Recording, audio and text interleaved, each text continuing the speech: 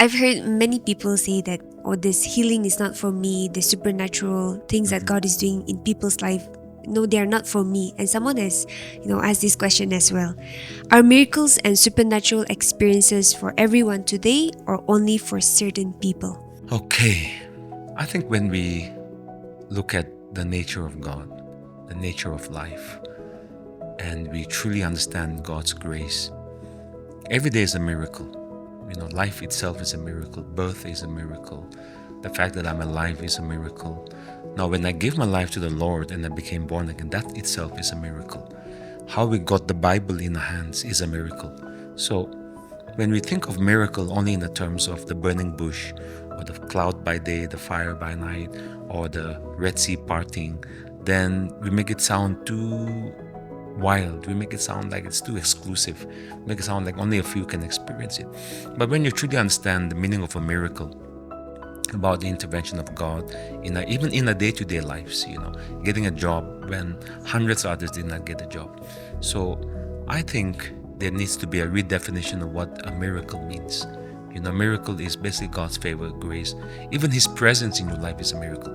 The fact that you can enjoy peace in your heart is a miracle, because there are thousands and millions of people in the world who don't have peace in their hearts. But you, because you believe in Jesus, you have peace in your heart. So to answer the question in short, are miracles for every person? Every believer? Yes.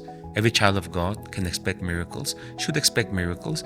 And I'm sure you've been experiencing tons of miracles without you knowing it was a miracle, because one of the masterpieces of God is that He hides His hand in the everyday affairs of life, so that He's protecting, He's preserving, and you don't even know it.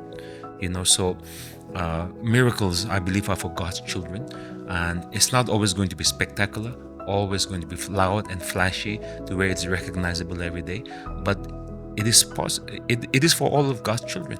And I believe that the more you come to know of God, and the more you are teachable in this area, more willing-hearted and more knowledgeable about the goodness of God, and you walk in faith and grace towards God, then I'm sure you will experience more and more.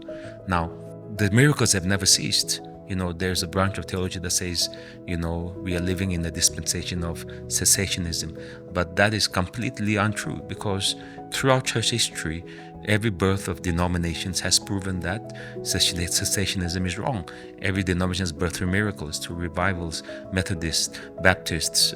Right now in Iran, there's millions of Christians who have come to the Lord through supernatural intervention of God, through dreams and open visions and miracles.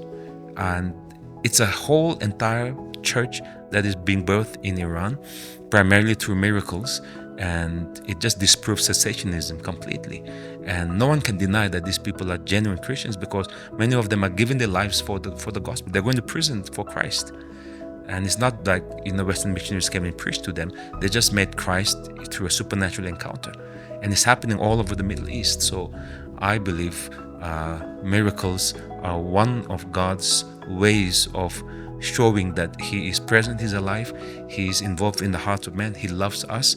And as a Christian, you should expect miracles. And let me tell you, you've been experiencing miracles, you just don't know it.